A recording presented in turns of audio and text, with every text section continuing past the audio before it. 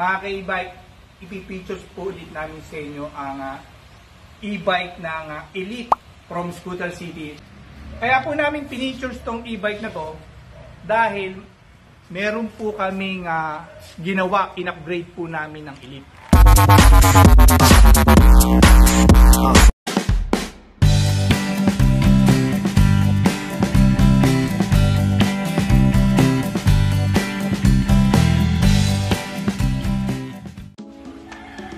Magandang araw po mga ka-e-bike. Darius po from Scooter City. Mga ka-e-bike, ipipictures po ulit namin sa inyo ang e-bike ng Elite from Scooter City. Mga ka-e-bike, ito po yung e-bike na tumatakbo ng 70 to 75 kilometers sa isang full charge po mga ka-e-bike. Yung layo po niya, magagamit niyo po siya ng maayos. Kaya po namin pinictures tong e-bike na to dahil meron po kaming ginawa, in-upgrade po namin ng Elite. Nilagyan po namin siya ng roof rack mga ka-e-bike. Oh my God! Wow!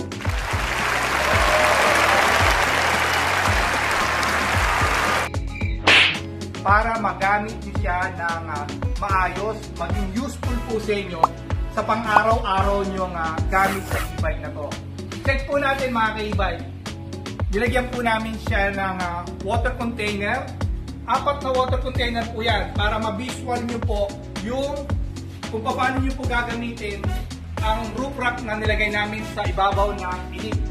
Ang size po nito is 120 po cm yung haba niya and 75 po yung lapad niya and 0.15 cm po yung pinakataas niya.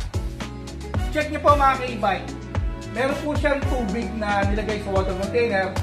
Ang kaya niyo pong i-load sa ibabaw ng e-bike is possible po is 40 kilos po. Kaya-kaya niya po.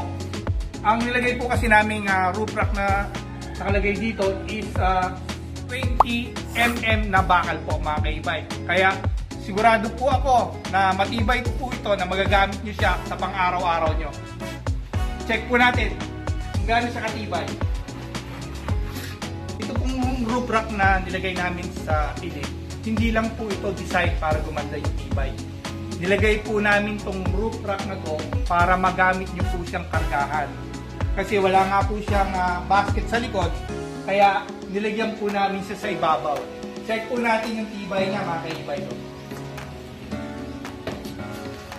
Diba? Ang tibay mga ka-e-bike. Scooter City.